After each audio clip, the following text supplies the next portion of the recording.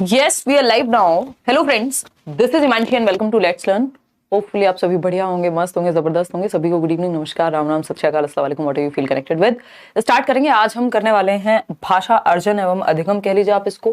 पहले डायरेक्टली भाषा अर्जन एवं अधिगम से ज्यादा क्वेश्चंस आया करते थे। एक पूरा टॉपिक है जिसके अंदर ये पूरा ही टॉपिक आता है, वो है भाषा, जिसके अंदर अर्जन, अधिगम, स्टेजेस सब आ जाता है। तो आप इसको सिर्फ भाषा कह करके भी बुला सकते हैं। इससे क्वेश्चंस रिपीटेडली आ रहे हैं। आज के क्वेश्चंस भी कई ऐसे हैं जो पिछले ऑनलाइन एग्जाम में भी आए और उससे पहले ऑफलाइन में अलग तरीके से पूछे जाते थे, बट कॉन्सेप्ट आपका वही है। तो इंपॉर्टेंट टॉपिक है। पहला ही टॉपिक, अगर आप लैंग्वेज का सिलेबस देखेंगे, चाहे वो हिंदी हो, इंग्लिश हो या फिर संस्कृत की पेडागोजी हो, सेम ही मिलेगा आपको। स्टार्ट करते हैं। आई नो हम थोड़े लेट चल रहे हैं, कई दिनों से यही चल रहा है, तो अब इस पर मैं कुछ नहीं कहूंगी। बस शांति से कोशिश की जाएगी कि चीज़ें हेक्टिक कम करके कल से ये वाली क्लास टाइम पे आ सके। तो स्टार्ट करते हैं। लाइक शेयर सब्सक्राइब आप कर देंगे। इसके अलावा पहला क्वेश्चन आपके सामने, समय कम नष्ट करते हुए फटाफट से। इस पे बहुत सारे क्वेश्चंस बन सकते हैं, बट अभी मैंने कोशिश किया कि सेलेक्टेड क्वेश्चंस हम इस पे करें। कुछ 20-25 क्वेश्चंस करने वाले हैं। पहला क्वेश्चन आपके सामने है, यह दृष्टिकोण की भाषा हमारे विचारों को आकार देती है। यानी जो विचार हमारे हैं उनको एक शेप दे करके, भाई मुझे कुछ कहना है, मेरे मन में कुछ बात है, मैं भाषा के माध्यम से उसको एक आकार दे पाऊंगी, एक शेप दे पाऊंगी जो आप तक पहुंच पाएगी। ठीक है ना। उदाहरण के लिए, हम दुनिया के बारे में जिस तरह से चिंतन करते हैं और देखते हैं, भाषा उसका निर्धारण करती है। यानी जो हमारे विचार हैं वो, उनको आकार कौन देगा? भाषा देगा, भाषा देगी। और हम दुनिया को जिस तरह से देख रहे हैं और चिंतन करते हैं, उसका निर्धारण भी भाषा करती है। ये इंग्लिश पेडागोजी में पहले आया करता था, जब से पेपर ऑनलाइन हुआ तो ये हिंदी पेडागोजी में भी पूछ लिया जाने लग गया। ठीक है ना। और ये बहुत पुराना क्वेश्चन है, ये 2015-15 के टाइम से आता है ये क्वेश्चन। और समझते हैं कहानी है क्या। आएगा भाई, पीडीएफ भी आएगा, थोड़ा पेशेंस बना के रखो, है ना। तो अगर हम बात करते हैं कि लैंग्वेज डिसाइड्स और डिटरमाइंस थॉट्स, यानी हमारे विचार कैसे होंगे, ये हमारी भाषा से प्रभावित होंगे। अगर आप हिंदी पढ़ रहे हैं तो आप हिंदी में उस तरह का लिटरेचर भी पढ़ रहे होंगे, आपने रामायण पढ़ी होगी, महाभारत जान रहे होंगे, कुछ और होगा इस तरह का उस संस्कृति में। तो भाषा जो है वो आपके विचार को प्रभावित करती है कि आपका सोचने का तरीका भी वैसा ही हो जाता है। तो लैंग्वेज इन्फ्लुएंसेस थॉट, ये बात सैपर-वोल्फ कहते हैं। इन दोनों की एक हाइपोथेसिस थी। इंग्लिश में भी ये ऐसे आता है पेडागोजी में, हिंदी में भी। सैपर-वोल्फ हाइपोथेसिस या प्राकल्पना या परिकल्पना, इसको हम कह सकते हैं। जो लोग इसमें जवाब कुछ का कुछ दे रहे हैं उनको समस्या होने वाली है ना। सब अलग अलग जवाब इसमें देने में लगे हुए हैं। ठीक है ना। तो ऐसा, ये सापेक्षता, रिलेटिविज्म जैसा कुछ है वो नहीं होगा यहाँ। भाषा का समाजीकरण तो बिल्कुल भी नहीं है, ये कोई हमने टॉपिक ही नहीं पढ़ा। स्टीफन क्रेशन तो बात करते हैं कि जैसे हम पहली भाषा को एक्वायर करते हैं, अर्जित करते हैं, वैसे ही हम दूसरी भाषा को भी अर्जित कर सकते हैं। भाषा अर्जन होता है कि जब आप नेचुरली, यानी प्राकृतिक रूप से अपने वातावरण में जो भी भाषा बोली जाती है उसको अर्जित कर लेते हैं। जैसे आपकी मातृभाषा हिंदी हो सकती है, जबकि अर्जन क्या है? अर्जन हो गया ये कि आपने नेचुरली, प्राकृतिक रूप से अपने वातावरण में बोली जाने वाली भाषा को अर्जित कर लिया, समेट लिया, आपके अंदर वो आ गई, भर लिया। अधिगम होता है जब आप प्रॉपर उस लैंग्वेज के नियम जाने, उसके कायदे कानून जाने, स्कूल में जाकर के पढ़ रहे हैं, किताबें पढ़ रहे हैं, उसकी साहित्य पढ़ रहे हैं उसका, तब जाके भाषा सीख पा रहे हैं, वो अधिगम है। उसको लर्निंग कहते हैं और अर्जन को एक्विजिशन कहते हैं। तो सैपर-वोल्फ की ये प्राकल्पना है। ली-वोल्फ और सैपर, ये दोनों मिलकर के, ये दो व्यक्ति थे जिन्होंने एक हाइपोथेसिस दी कि जो भाषा है वो हमारे विचारों को आकार देती है। यानी भाषा से विचार जो है वो शेप में आते हैं। दूसरा, ना सिर्फ आकार देती है, जो भी भाषा है वो हमारे थॉट का भी निर्धारण करती है कि विचार कैसे होंगे। इसको लिंग्विस्टिक डिटर्मिनिज्म कहते हैं इंग्लिश में। ठीक है ना, कि भाषा निर्धारित करती है कि विचार कैसा होगा। तो इसमें गड़बड़ नहीं करनी है, एक फैक्चुअल क्वेश्चन है। क्वेश्चन नंबर 2 देखिए एक बार। एक शिक्षिका का यह विश्वास है कि मानव भाषा भी उसी तरह सीखता है जैसे वह अनुभव के माध्यम से अन्य दूसरे कौशल तथा योग्यताएं सीखता है। यानी जैसे आप साइकिल चलाना सीख रहे हैं रैपिड प्रैक्टिस के माध्यम से, एफर्ट के माध्यम से, है ना, तो उसी तरह से आप भाषा भी सीखते हैं। ये किस सिद्धांतकार के विचार से मेल खाता है? अब ये सिद्धांतकार हर बार पूछे जाते रहे हैं, लेकिन बस घुमा करके पूछ लिया है। हर दिन कोशिश रहेगी एक हफ्ते में हम 2 से 3 सब्जेक्ट एटलीस्ट करें। ठीक है मुनेश, बहुत बढ़िया। हाँ चले बताइए। बी ऑप्शन 37% लोग कह रहे हैं, यानी चॉम्स्की कह रहे हैं। आप लोग तुक्के क्यों लगाते हैं इतने हैं? बात क्या चल रही है कि मानव भाषा भी उसी तरह सीखता है जैसे वह अन्य अनुभव के माध्यम से चीजें सीखता है। जिसने अनुभव के माध्यम से कह दिया उसने हेरिडिटी को, आनुवांशिकता को साइड कर दिया। समझ पा रहे हो? अगर बहुत हद तक देखा जाए तो मोटे मोटे तौर पे इस बात को समझा जा सकता है, ठीक है ना। तो ये कहानी क्या है कि मानव भाषा भी उस तरह सीख रहा है जैसे बाकी चीजें सीख रहा है। एक बार गिरा, संभला, फिर साइकिल चलाना सीखा, टीवी में किसी को बोलते देखा, किसको, डोरेमोन को, गलत बोला, तुतला करके बोला, माँ बाप ने कहा वेरी गुड, शाबाश, या फिर थोड़ा सा कहा कि बेटा इसको ऐसे ठीक कर लो, तो अगली बार ठीक कर लिया। ये जो प्रोसेस है, इमिटेट करेगा, प्रैक्टिस करेगा, एफर्ट करेगा, ये स्किनर कहते हैं ऐसी बात कि जैसे बाकी चीजें हम सीखते हैं वैसे ही हम लैंग्वेज सीखते हैं अनुभव के आधार पे। और ये बिल्कुल एग्जैक्ट डायरेक्ट भी पूछ लिया जाता है। अभी यहाँ पे अध्यापिका को बीच में ला करके पूछ लिया है, आप सभी कंफ्यूज रहते हैं, हिंदी में मैं देख रही हूं, है ना। प्याजे की अगर हम बात करें तो प्याजे तो बस सिंपल बात कह रहे हैं कि विचार भाषा से पहले आता है, विचार के बाद भाषा आती है ना। विचार से भाषा की ओर जा रहे हैं, ठीक है ना। इसके अलावा ये कहेंगे कि जो वातावरण है, जो एनवायरमेंट है, वहां पे एक्टिविटी करके लैंग्वेज को सीखा जा सकता है। वाइगॉत्स्की सामाजिक अंतःक्रिया की बात करेंगे। चॉम्स्की कहेंगे कि आंतरिक क्षमता होती है भाषा अर्जन की। तो आपको समझना पड़ेगा कीवर्ड किसके बारे में किसने क्या यूज किया है। स्किनर या तो अनुकरण की बात करेंगे कि हम अनुकरण करके भाषा सीखते हैं, अभ्यास के माध्यम से भाषा सीखते हैं, है ना। तो अभ्यास के माध्यम से जैसे बाकी कौशल सीख रहे हैं वैसे ही हम भाषा सीख रहे हैं। तो वो आपको ढूंढना पड़ेगा कि किस बारे में बात हो रही है, ठीक। तो ये तीनों चारों के लिए अलग अलग कीवर्ड वर्क करते हैं। क्वेश्चन नंबर 3 देखिए, बच्चे की पूर्व भाषिक अवस्था की विशेषता क्या है। यानी भाषा से प्री लैंग्वेज कैरेक्टरिस्टिक पूछ रहे हैं कि प्री लैंग्वेज स्टेज से पहले की। तो भाषा विकास का जो शुरुआत है वो कब से होती है, कोई बताना चाहेगा? भाषा विकास की जो शुरुआत है वो रोने से हो जाती है। क्राइंग पहली स्टेज होती है, फिर जाकर के कूइंग आता है, फिर बैबलिंग आता है, फिर वन वर्ड स्टेज आती है। यानी पहले बच्चा रोता है जन्म के समय, वो भी भाषा का ही एक चरण मान लेते हैं, रोना। फिर कूकना आता है कि जब वो 6 हफ्ते में, 1.5 महीने के आसपास चैं पे कुछ भी टेढ़ी मेढ़ी आवाज निकालेगा जिसका कोई मतलब नहीं है। फिर बलबलाना आता है जब वो 6 महीने के आसपास क्या करेगा, बा, मा, सिंगल सिलेबल वर्ड बोलना शुरू करेगा। फिर 1 साल में सिंगल वर्ड, पानी, खाना। फिर 2 साल तक आते आते 2 शब्दों को जोड़ करके एक नया वाक्य बनाना शुरू कर देगा। तो हम ये कह सकते हैं 2 शब्द स्टेज तो भाई 1.5 से 2 वर्ष के बीच में आएगी। अभी कहां से आ गई? ये पूर्व भाषिक थोड़ी, ये तो भाषिक अवस्था हो गई। एक शब्द भी 1 साल के आसपास आता है बोलना प्रॉपर तरीके से, ठीक। ताड़ शैली वाक्य तो प्रॉपर टेलीग्राफिक स्पीच हो गया। 2 शब्द जोड़ के एक नया वाक्य बनाना, ये 2 साल के बाद या 2 साल के अंदर आएगा, 1.5 से 2 वर्ष के बीच। तो बच्चे की पूर्व भाषिक अवस्था की विशेषता है कि रोना, कूकना, बलबलाना। रोने से शुरू करके ये पहले, भाषा से पहले की अवस्था हो गई। रोना, कूकना, बलबलाना, ये मैंने भाषा विकास के चरण बताए हुए हैं। यूट्यूब पे भी प्लेलिस्ट बनी हुई है, हिंदी पेडागोजी की भी, इंग्लिश पेडागोजी की भी, एक बार उसको जरूर देख लें, अदरवाइज दिक्कत बनी रहेगी। तो रोना, कूकना, बलबलाना ये पूर्व भाषिक अवस्था है। क्वेश्चन नंबर 4 देखेंगे फटाफट से। ये क्या कहता है भाई? क्वेश्चन नंबर 4 है हमारे शरीर की भाव भंगिमा, यानी जो हमारे हाव भाव हैं, और देखने का तरीका यानी बॉडी लैंग्वेज, ठीक है ना, डैश के उदाहरण हैं। तो हमारे शरीर की भाव भंगिमा, हाव भाव, एक वो वाइब कह लीजिए एक तरह की, क्या है ये? बॉडी लैंग्वेज से संबंधित है। संकेत कहेंगे इनको, अशाब्दिक व्यवहार कहेंगे, शाब्दिक कहेंगे। शब्द की तो बात ही नहीं हो रही अभी यहाँ। कंप्यूटर मध्यस्थ संप्रेषण कहेंगे, यहाँ कंप्यूटर कहां से बीच में आ गया? ये हमारे हाव भाव, हमारे जेस्चर्स, हमारी बॉडी लैंग्वेज, इसको नॉन वर्बल कहेंगे या अशाब्दिक व्यवहार कहेंगे। जहां शब्दों का प्रयोग नहीं हुआ है, बॉडी लैंग्वेज से सारी बात कन्वे हो रही है। संकेतों की भी यहाँ बात नहीं हुई है कि हम संकेत कर रहे हैं किसी तरफ। संकेत भी यहाँ अशाब्दिक व्यवहार में ही आ जाएंगे अगर देखा जाए, ठीक है, कि शब्दों का प्रयोग यहाँ नहीं हो रहा है। संकेत मत कहिए इसको, ठीक है ना। ये पहले भी क्वेश्चन आ चुका है, रिपीटेड क्वेश्चन हैं ये, ऑनलाइन में भी और ऑफलाइन में भी, बट ऑफलाइन में थोड़ा इजीली पूछे जाते थे, लेकिन इस बार आप उम्मीद मत करना कि बिल्कुल इजीली पूछ लिए जाएंगे। लैंग्वेज हो सकता है यही प्रयोग की जाए, क्योंकि ये पढ़ने में उतने बड़े नहीं है लेकिन कंफ्यूजिंग है। क्वेश्चन नंबर 5 देखिए, सभी भाषाओं में नियमों की व्यवस्था होती है, यानी हर एक लैंग्वेज में क्या होते हैं? नियम होते हैं, यानी सिस्टम है। Language is a rule govern system. हम ये कहते हैं कि भाई भाषा जो है एक प्रॉपर नियमों से बंधी हुई प्रणाली है, जो बोलने वालों को शब्दों को जोड़ने और अर्थ प्रेषित करने में मदद करती है। यानी इन नियमों की व्यवस्था के कारण हम अर्थ निकाल पाते हैं, शब्दों को जोड़ पाते हैं, मीनिंग तक पहुंच पाते हैं। नियमों की यह व्यवस्था क्या कहलाती है? नियमों की व्यवस्था भाषा में व्याकरण कहलाती है। एकदम 57% लोग सही उत्तर दे पा रहे हैं, इसमें कोई भी डाउट नहीं है।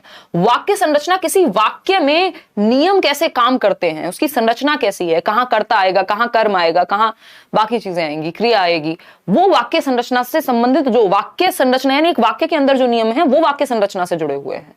लेकिन ये पूरी भाषा में बात कर रहे हैं नियम की, तो भाषा की जब हम बात करें और नियमों की व्यवस्था की बात हो भाषा में, तो व्याकरण की बात हो रही है, क्योंकि व्याकरण क्या है, वो नियमों की व्यवस्था से ही संबंधित है भाषा के अंदर। ठीक है, और व्याकरण कैसे सिखाना चाहिए, हमेशा याद रखना है संदर्भ में, यानी कोई कहानी सुना रहे हैं, पढ़ा रहे हैं, कुछ और चल रहा है, कोई प्ले चल रहा है, वहां आपने नियम सिखा दिया कॉन्टेक्स्ट में। रटवाने नहीं होते नियम कभी भी। क्वेश्चन नंबर 6 देखिएगा एक बार, क्या कहता है बताइए। क्वेश्चन नंबर 6 क्या कहता है बताइए फटाफट से पोल में जवाब दे करके। गुड इवनिंग भाई। कोई बात नहीं, टेंशन ना लो ममता, इस बार थोड़ी सी हिंदी की प्रैक्टिस ज्यादा करने की कोशिश करेंगे, क्योंकि क्वेश्चंस जो हैं घुमाने वाले हैं, है ना। टॉपिक वही है, बस पूछने का तरीका इनका चेंज हो चुका है, और ऊपर से हिंदी और इंग्लिश की पेडागोजी सेम कर दी, बस ट्रांसलेशन का अंतर छोड़ा है, इसलिए भी मुश्किल लगती है कई लोगों को। तो निम्नलिखित में से भाषा के बारे में कौन सा सही है, कौन सा कथन सही है भाई भाषा के बारे में बताइए। भाषा व्यवस्थाओं की व्यवस्था है, भाषा एक वैज्ञानिक व्यवस्था है, भाषा के लिए व्याकरण अनिवार्य है, या प्रत्येक भाषा की एक लिपि होती है। देखिए, प्रत्येक भाषा की एक लिपि नहीं होती है। ये क्वेश्चन पता नहीं कितनी बार रिपीट हुआ है कि क्या कोई भी भाषा किसी भी लिपि में लिखी जा सकती है।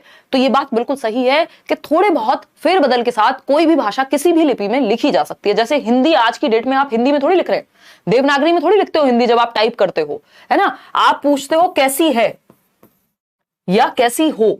अभी ये भाषा तो हिंदी है, लिपि तो कुछ और है, रोमन स्क्रिप्ट में आप लिख रहे हैं, ये तो इंग्लिश में।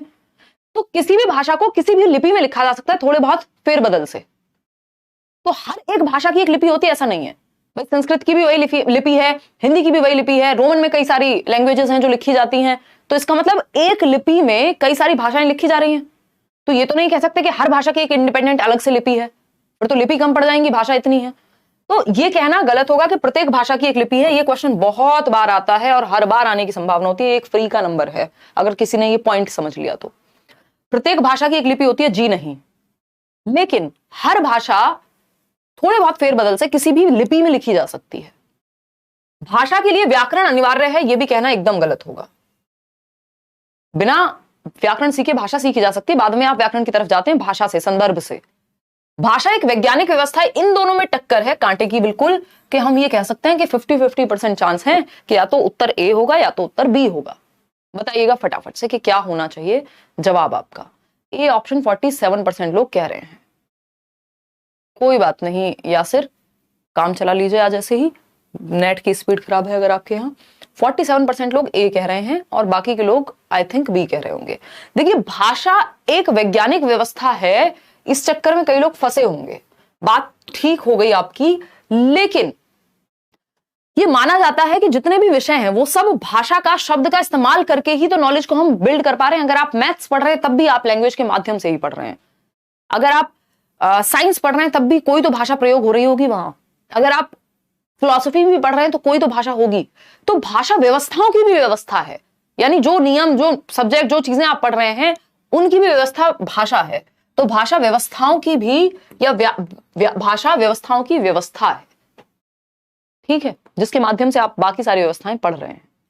तो इसको सिर्फ वैज्ञानिक व्यवस्था तक कहना गलत होगा, क्योंकि ए ऑप्शन इससे बेटर हमारे पास अवेलेबल है।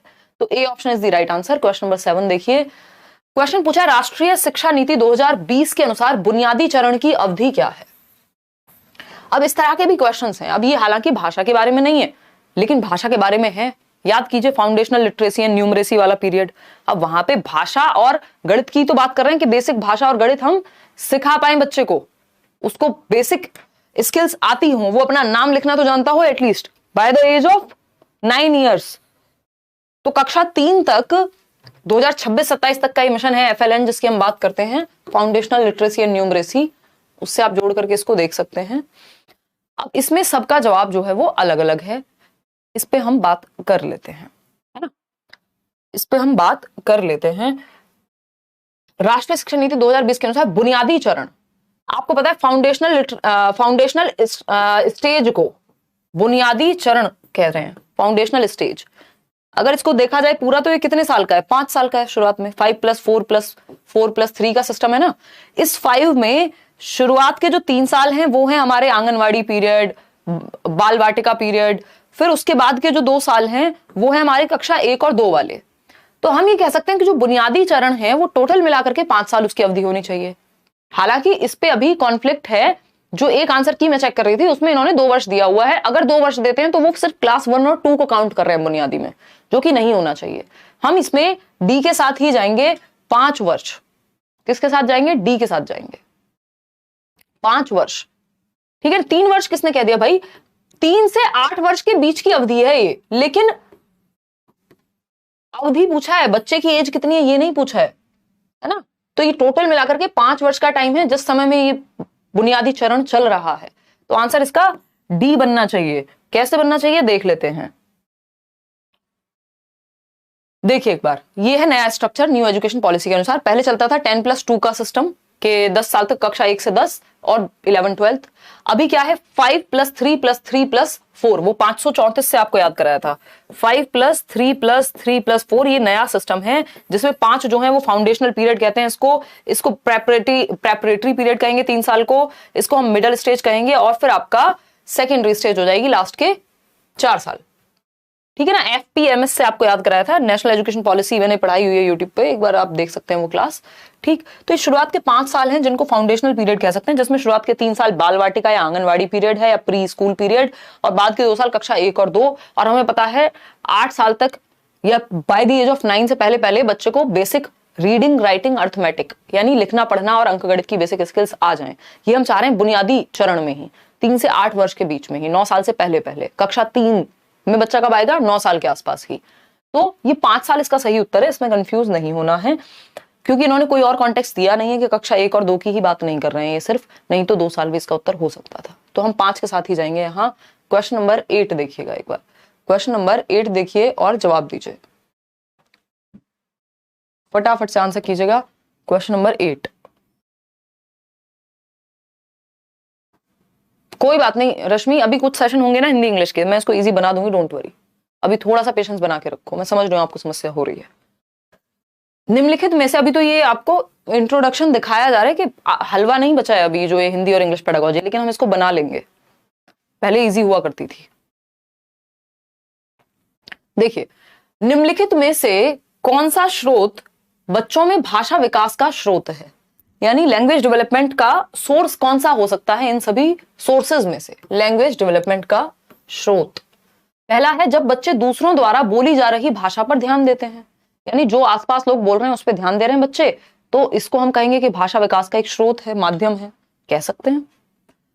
गर्भावस्था के दौरान मां द्वारा बोली जा रही भाषा, अब इस पे हमारे पास सच में बहुत अच्छे से साक्ष्य अवेलेबल नहीं है, उपलब्ध नहीं है कि क्या वो सुन रहा है एग्जैक्टली और कितना उसको भाषा उस समय आ जाती है, लेकिन हम कह सकते हैं चलो कुछ तो सुनाई देता ही होगा। बच्चों को जन्म देते समय मां द्वारा बोली जा रही भाषा, इतना होश होगा बच्चे को उस टाइम, बट चलो इसको तो हटाना इजी है। बच्चों के साथ बातचीत करते समय मां द्वारा अक्सर बोली जा रही भाषा, तो हम ये कहेंगे सबसे ज्यादा जो हमें एक्टिव बच्चा नजर आ रहा है या जिसका प्रभाव सबसे ज्यादा पड़ेगा वो है डी ऑप्शन। हम कह रहे हैं बाकी के तीनों गलत हैं ही नहीं, हम कह रहे हैं बिल्कुल जड़ से गलत नहीं मान सकते हम बाकी के तीनों को, लेकिन डी इनसे कहीं बेटर है। सबसे ज्यादा जो भाषा का विकास होगा, जो अच्छा स्रोत सबसे ज्यादा माना जाएगा, वो माना जाएगा कि जब बच्चों के साथ बातचीत हो रही है, यानी बच्चे एक्टिवली सक्रिय रूप से भागीदार हैं उस प्रक्रिया के, तो बच्चों के साथ बातचीत करते समय मां द्वारा बोली जा रही, जो अक्सर मां भाषा का प्रयोग करती है, वो सबसे बड़ा स्रोत बन जाता है बच्चे के लिए, क्योंकि सबसे क्लोज भी वही है, पहला शिक्षक माता को ही कहा जाता है। तो D option is the right answer. सबसे ज्यादा जो बेहतरीन सोर्स इनमें बनेगा वो डी ऑप्शन ही बनेगा। क्वेश्चन नंबर 9 देखिएगा एक बार, क्या कहता है भाई क्वेश्चन नंबर 9। एक बालिका है, बालिका के बारे में क्या पूछा है ये देखिए एक बार, प्रैक्टिस से इजी बन जाएगा, डोंट वरी, आएगा खुशबू रीड का बैच भी। देखिए, एक बालिका ने अभी हाल ही में बुनियादी चरण में प्रवेश किया है। बुनियादी चरण समझ रहे हैं, 3 साल से 8 वर्ष के बीच की अवधि है ना, 3 साल के आसपास का बच्चा होगा।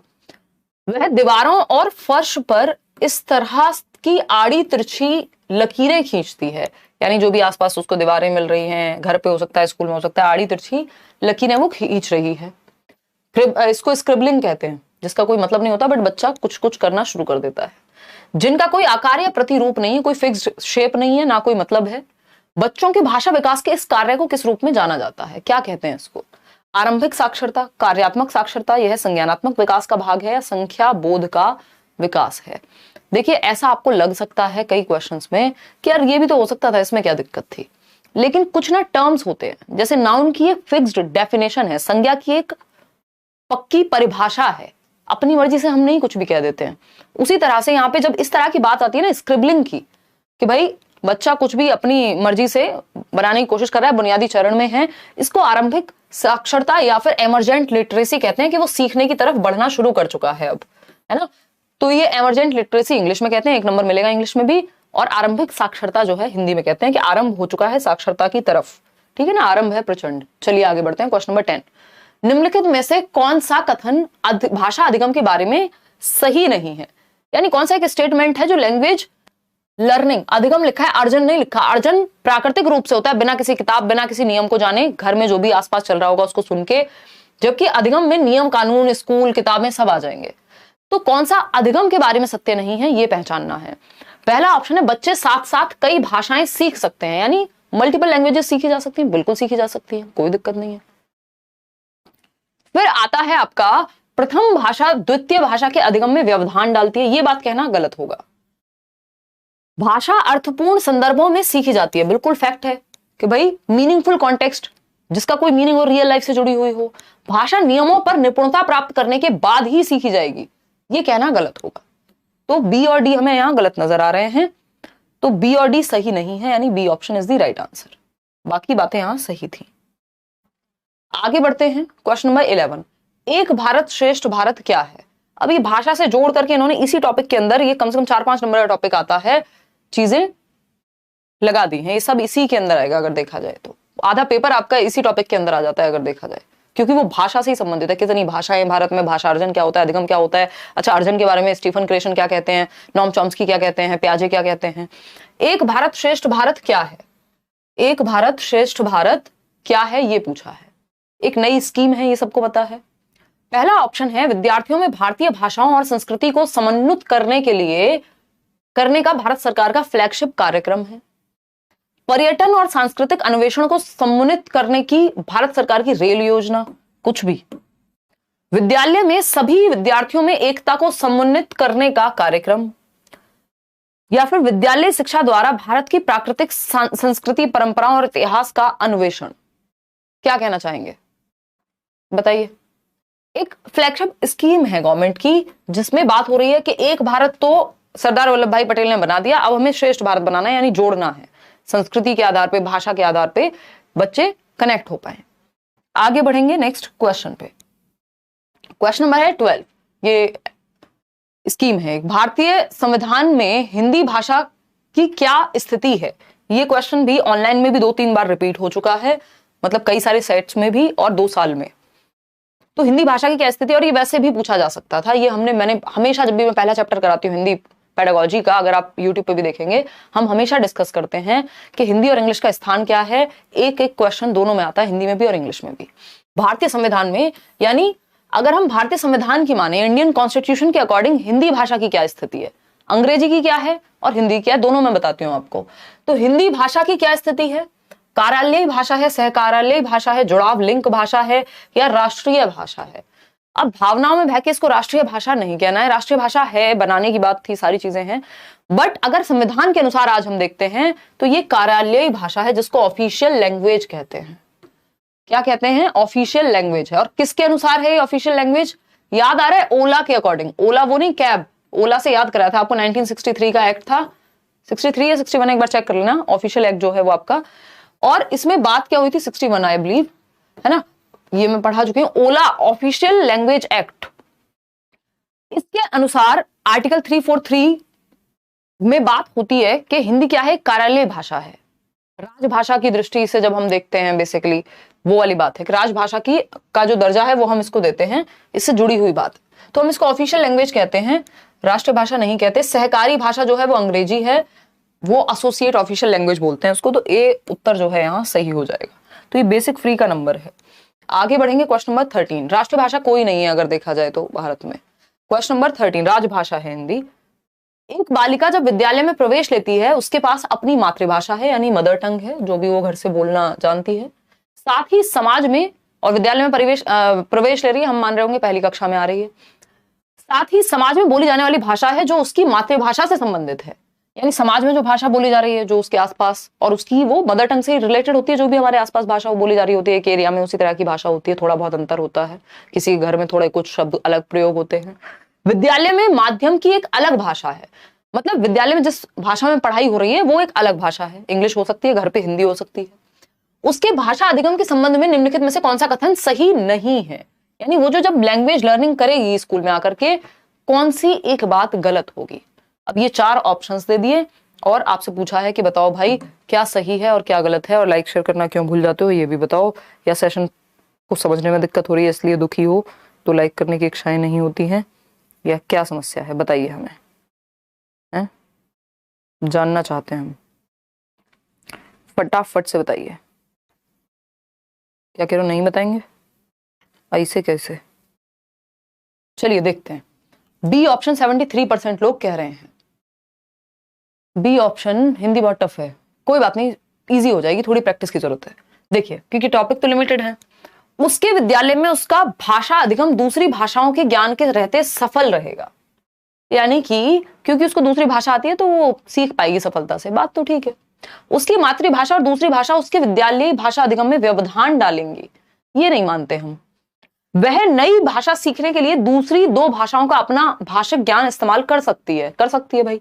यदि उसे अवसर दिए जाएं तो वह सभी भाषाएं सीख सकती है, ये भी सही है, ये भी सही है, ये भी सही है, लेकिन उसकी मातृभाषा और दूसरी भाषा उसके विद्यालय भाषा अधिगम में व्यवधान डालेगी, यानी जो भी भाषाएं उसको आती हैं, 2 भाषाएं उसे आती हैं, एक उसके नेबरहुड की और एक उसके घर की मातृभाषा, ये दोनों व्यवधान डालेंगी, बाधा नहीं बनती हैं, बैरियर नहीं बनती हैं, संसाधन बनती हैं। जो भी भाषा बच्चा घर से लेके आता है वो हेल्पफुल होती है, संसाधन के रूप में काम करती है, तो ये गलत हो जाएगा, जो बी ऑप्शन है वो गलत है। देख रहे हो यहां पे इन्होंने मतलब डायरेक्टली नहीं, यही 4 ऑप्शन में से पूछ लेते, वो भी दिया है। आपका समय भी तो नष्ट करना ना पेपर में, आपको इजी बॉल देंगे तो कैसे चलेगा, सब सॉल्व कर लेंगे। आगे बढ़ेंगे क्वेश्चन नंबर 14, और ये कह लो आप फॉर्चुनेटली बी ऑप्शन की जगह पे दिया हुआ है गलत, अदरवाइज अगर इसमें ये बात सी पे लिखी होती तो कई लोग तो इसी को आंसर मार्क कर देते, वहीं गोले भर देते सी समझ के ही, जबकि आपको ढूंढना पड़ता कि सी कहां लिखा है। क्वेश्चन नंबर 14 देखिएगा, तो ये घुमाने के लिए, टाइम को थोड़ा सा खर्च करने के लिए ऐसा किया जाता है। निम्नलिखित में से कौन सा कथन राष्ट्रीय शिक्षा नीति 2020 का उल्लेख नहीं करता है, यानी एनईपी 2020 के बारे में कौन सा एक बात नहीं करता है कथन। पहला ऑप्शन है सभी बच्चों को विद्यालय की भाषा के माध्यम में पढ़ाना चाहिए, यानी जो स्कूल की लैंग्वेज है उसमें पढ़ाओ बच्चों को, सभी को। देखेंगे पढ़ना और लिखना सीखने की शुरुआत बच्चों के घर की भाषा में होनी चाहिए, फैक्ट है बिल्कुल, मातृभाषा से शुरुआत करनी है हमें, ये आपकी नई शिक्षा नीति भी कहती है, कोठारी आयोग भी कहता है, जिसको 3 लैंग्वेज फॉर्मूला जिसकी हम बात करते हैं, त्रिभाषा सूत्र, जिसको लागू करने की बात, आपकी लचीलेपन के साथ लागू करने की बात शिक्षा नीति कहती है। छोटे बच्चे तब बेहतर सीखते हैं यदि उन्हें कम उम्र में बहुविध भाषिक परिवेश दिया जाए, यानी मल्टीपल लैंग्वेजेस उनके आसपास होंगी तो अच्छा एनवायरनमेंट होगा, ठीक बात है। बच्चों को उनकी मातृभाषा में ही पढ़ाना चाहिए, क्योंकि नई भाषा सीखना उनके लिए एक चुनौती हो सकती है। ये भी कुछ हद तक हम कह सकते हैं कि भाई पढ़ाओ मातृभाषा में ही, ताकि बच्चा पहले कनेक्ट तो हो जाए, बाद में दूसरी भाषा सिखा दो। लेकिन ये कह रहे हैं सभी बच्चों को विद्यालय की भाषा के माध्यम में पढ़ना चाहिए, यानी आप ऐसा कह रहे हैं राष्ट्रीय शिक्षा नीति के सभी को स्कूल के मीडियम में पढ़ाओ, स्कूल है इंग्लिश मीडियम तो इंग्लिश मीडियम में पढ़ेंगे सब, चाहे किसी को पहले से इंग्लिश आती है नहीं आती, नहीं, बच्चे को मातृभाषा में पढ़ाया जाता है, दूसरी भाषा बाद में सिखाई जाती है, जिसको लक्ष्य भाषा कहते हैं। तो स्कूल के ही यानी विद्यालय की भाषा के ही माध्यम में पढ़ाना ये एकदम खराब बात हो गई, नॉट है, ये सही नहीं है, इसीलिए यही सही है क्योंकि पूछा ही गलत था। A option is the right answer. Question number 15, जो कोई तो पूछ रहा है कि कितने क्वेश्चन हैं, क्वेश्चन है आपके आई थिंक 28 हैं या 25 हैं, ऐसे कुछ क्वेश्चन है। निष्क्रिय शब्द संपदा से क्या तात्पर्य है? हिंदी में थोड़ा समय कम लगता है क्योंकि ट्रांसलेशन की जरूरत नहीं पड़ती ना, यहाँ पे हिंदी और इंग्लिश दोनों साइड में लिखी हुई नहीं है कि आपको बतानी पड़े। तो निष्क्रिय शब्द संपदा से क्या तात्पर्य है? अभी ये इंग्लिश पेडागोजी में भी खूब पूछा जाता है, ये इंग्लिश हिंदी पेडागोजी में भी। निष्क्रिय शब्द संपदा को इंग्लिश में पैसिव वोकैबुलरी कहते हैं, एक एक्टिव वोकैबुलरी होती है, एक पैसिव वोकैबुलरी होती है ना। तो ये निष्क्रिय शब्द संपदा है, जिसने एक पेडागोजी सब्जेक्ट की अच्छी कर ली लैंग्वेज की, उसका दूसरे लैंग्वेज की पेडागोजी भी अपने आप अच्छी हो जाएगी। वे शब्द जिनका प्रयोग हम तब करते हैं जब हम उन्हें सुनते और पढ़ते हैं, यानी कोई बोल रहा है और हम सुन करके समझ जाते हैं या फिर हम पढ़ करके समझ जाते हैं, ऐसे शब्द हैं। वे शब्द जिनका प्रयोग हम अक्सर दूसरे शब्दों के साथ करते हैं, यानी सक्रिय रूप से प्रयोग कर रहे हैं, तो ये तो सक्रिय शब्द संपदा बन जाएगी, निष्क्रिय नहीं बनेगी, क्योंकि एक्टिवली जिन शब्द को हम यूज करते हैं वो एक्टिव वोकैबुलरी में आते हैं, सक्रिय शब्द भंडार में आते हैं, जबकि हमसे निष्क्रिय पूछा है। निष्क्रिय में हम शब्दों को यूज नहीं करते, जिन शब्दों का प्रयोग हम बार बार खुद से नहीं करते, या तो हम कहीं से सुनते हैं, किसी मूवी में सुन लिया, किसी व्यक्ति के द्वारा सुन लिया कहीं, या फिर किताब में पढ़ लिया, कहीं न्यूज़पेपर में पढ़ लिया, मतलब इनका मीनिंग हमें पता है लेकिन यूज में नहीं आते ये उतने, स्पेशली हमारे द्वारा भाषा प्रयोग में नहीं आते। सही बात है। वे शब्द जिनका प्रयोग हम लिखते समय करते हैं, नहीं, ना तो हम लिखते समय करते हैं ना बात करते समय करते हैं, ये जनरली हमें पढ़ने में आते हैं कहीं या फिर सुनने में आते हैं, लेकिन हम इनका मीनिंग जानते हैं, यूज कम होता है इनका। वे शब्द जिनका प्रयोग हम बोलते समय करते हैं, ये तो फिर एक्टिव वोकैबुलरी, सक्रिय शब्द संपदा हो गई, तो A option is the right answer. वो शब्द जिनको हम सुनते और पढ़ते हैं, ऐसे कई सारे शब्द हो सकते हैं, है ना, जैसे अंग्रेजी में वर्मिलियन एक शब्द है, मतलब ऐसे सिंदूर बोलते हैं ना आई थिंक इंग्लिश में, तो वो बहुत ज्यादा हम कहाँ यूज कर रहे हैं, उतना कर लेते होंगे कई लोग भाई, नॉर्मली इन जनरल अगर हम बात करें, ऐसे बहुत सारे शब्द होते हैं, है ना। इलोप हो गए, इलोप भी कितना ही यूज कर रहे हैं, गायब हो जाना, गायब भी नहीं, ये है वो भाग जाने वाला। खैर छोड़िए, ऐसे बहुत सारे शब्द हैं। क्वेश्चन नंबर 16 देखिए आप, तो भारतीय संविधान की 8वीं अनुसूची के अनुसार कितनी भाषाओं को मान्यता दी गई है। 8th शेड्यूल जो है आपके कॉन्स्टिट्यूशन का, वो भाषा के बारे में बात करता है, और कितनी भाषाओं को मान्यता दी गई है 8वीं अनुसूची के अनुसार, 8th शेड्यूल ऑफ कॉन्स्टिट्यूशन के अकॉर्डिंग। ये तो बिल्कुल जबान पे होना चाहिए हमारी, क्या है ये, 22 भाषाओं को अनुमति दी गई है ना। हम बोलते हैं संविधान में जो है 22 भाषाओं का जिक्र है, और जिसमें बहुत सारी 20 भाषाओं में तो आपका सीटेट ही लिया जाता है उसमें से, तो ये भी ध्यान रखना है। इसमें इंग्लिश इसका हिस्सा नहीं है 22 भाषाओं का, if I am not wrong, तो है ना। क्वेश्चन नंबर 17 देखिएगा, क्योंकि ये भी क्वेश्चन आ जाता है। क्वेश्चन नंबर 17 देखेंगे, राष्ट्रीय शिक्षा नीति 2020 शास्त्रीय भाषाओं के अध्ययन की अनुशंसा किस रूप में करती है। ये क्वेश्चन भी इतना रिपीटेडली पूछा है, मतलब आज के क्वेश्चन सारे ही बहुत रिपीट हुए हैं बार बार। तो राष्ट्रीय शिक्षा नीति 2020 शास्त्रीय भाषाओं के अध्ययन की अनुशंसा किस रूप में करती है। अब राष्ट्रीय शिक्षा नीति से जब भी क्वेश्चन आता है, ये वाला क्वेश्चन बहुत बार आया है। शास्त्रीय भाषाओं से मतलब है क्लासिकल लैंग्वेजेस, जो क्लासिकल लैंग्वेजेस हैं भारत में, उनके बारे में राष्ट्रीय शिक्षा नीति यानी न्यू एजुकेशन पॉलिसी एनईपी 2020 का क्या विचार है, ये पूछा है हमसे। बताइए फटाफट से। पहला ऑप्शन है अतिरिक्त विकल्प के रूप में, यानी एक एडिशनल सब्जेक्ट के रूप में, त्रिभाषा सूत्र के अंतर्गत, विद्यालय के आरंभिक वर्षों में, यानी शुरुआत में ही पढ़ा दो इनको, या विद्यालय के आरंभिक वर्षों में मातृभाषा पे जोर है, ठीक है ना। विश्वविद्यालय स्तर पर जी नहीं, फिर विद्यालय की बात हो रही है, हम विश्वविद्यालय स्तर पर क्यों हम पढ़ेंगे, हमारे लिए तो स्कूल लेवल तक की बातें काम की होती हैं जनरली। देखो, त्रिभाषा सूत्र के अंतर्गत नहीं पढ़ाना शास्त्रीय भाषाओं को, त्रिभाषा सूत्र को लचीले ढंग से प्रयोग में लाने की बात करती है नई शिक्षा नीति, और शास्त्रीय भाषाओं को एडिशनल सब्जेक्ट के रूप में, यानी एक अतिरिक्त विकल्प के रूप में पढ़ाने की बात करती है। जैसे संस्कृत हो गई शास्त्रीय भाषाओं का एक उदाहरण, ठीक है ना, तो संस्कृत को एक विकल्प के रूप में पढ़ाने की बात होगी। त्रिभाषा सूत्र को भी लागू करती है, लेकिन एक लचीलेपन से। त्रिभाषा सूत्र क्या है, बच्चे को पहली भाषा, 3 भाषाओं का प्रयोग हो, पहली भाषा जो मातृभाषा हो, दूसरी भाषा अगर मातृभाषा हिंदी है तो इंग्लिश हो सकती है, तीसरी भाषा कोई भी इंडियन मॉडर्न लैंग्वेज हो सकती है। ये जो 22 भाषाओं का जिक्र हो रहा था उनमें से कोई भी, तो ये एक ऑप्शनल सब्जेक्ट हो जाएगा, या एडिशनल सब्जेक्ट के रूप में आप शास्त्रीय भाषाओं को पढ़ाएंगे। क्लियर है बात, तो A option is the right answer, ना कि बी ऑप्शन। तो गड़बड़ नहीं करनी है, अपनी मर्जी से जवाब नहीं देना है।